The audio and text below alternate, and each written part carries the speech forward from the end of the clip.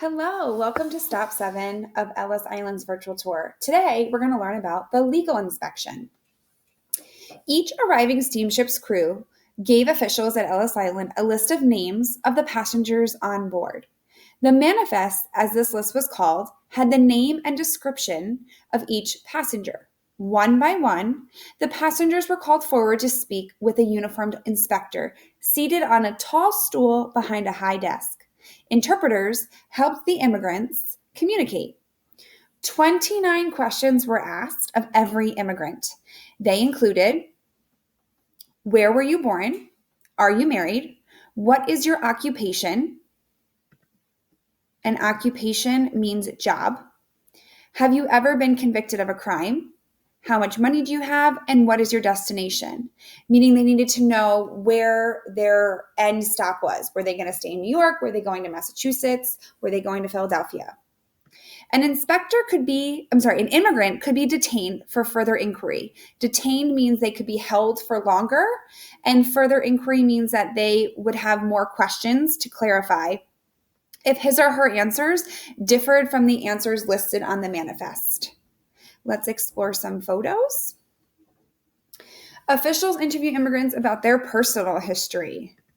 A man is asked questions by immigrant officials. Legal inspection at Ellis Island.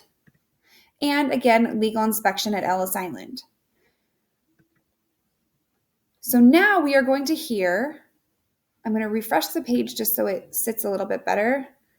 We are going to hear from Paul, who arrived from Yugoslavia in 1940. He was 14 years old, and they talk about the papers that him and his brother had.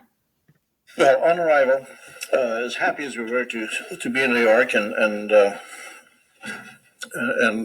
new life for all of us, we were disappointed almost immediately when the immigration officers looked at our papers and realized that my brother's visa had expired and that he would have to be taken to Ellis Island to await the processing of a new application. The rest of us were permitted to land in Manhattan if we wanted to, but my brother was only 16 years old at that time. We didn't want to leave him on Ellis Island by himself, and so we joined him. And we spent a little over 3 weeks on Ellis Island. We spent our entire time in the large hall. The day that we arrived, we were given a physical exam. We were told that my brother's papers would be processed and that we would be advised as to the outcome in due time. We were given no time frame whatsoever as to when this would happen. So we had no idea how long we would be detained. We entered the big hall and found some space on a bench that also had a table, and we set up our headquarters there for the next 3 weeks. Were there other people here? The place was filled. Yeah.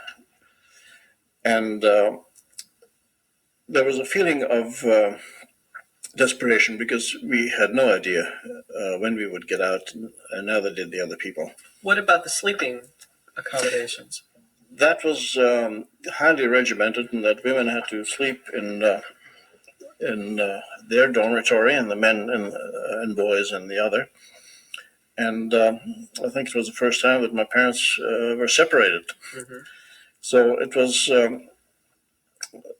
was pretty much of a prison atmosphere, I would say, and a fairly gloomy atmosphere most of the time, even though we were left alone in terms of being able to read newspapers and being able to receive visitors. There were a number of Ellis Island administrators and employees who circulated among the detainees from time to time, telling them what was the status of their situation or what was being done and if there was any change. And I think it was one of these individuals that came and told my parents that finally the papers were in order. We could begin packing and be ready to leave. And this was just a day or two before Christmas, and it was the biggest Christmas present we could have wanted. All right. So that was a little insight into someone's story of going through the legal inspection and it not going as smoothly as we would have hoped for. And our last thing today is going to be, did you know immigration policies changed after World War I? After World War I, immigration policies changed. Instead of being inspected only at Ellis Island, many immigrants had to work with U.S. government officials in their home countries to get medical and legal inspections before they left. So this helped make the process at Ellis Island faster. So before they boarded a ship in another country, they would have already had to get some paperwork and some follow through of inspections before they were able to move forward. And for 30 years, Ellis Island was a detention center only. So after 1924, Ellis Island was not used in the same way as it had been. From 1924 to 1954, when the station closed, it was used only as a detention center for immigration. So that means people weren't being processed through it. It means they were only being held there if they didn't pass a certain piece. I hope you had fun learning about the legal inspection today, and I cannot wait to continue another day.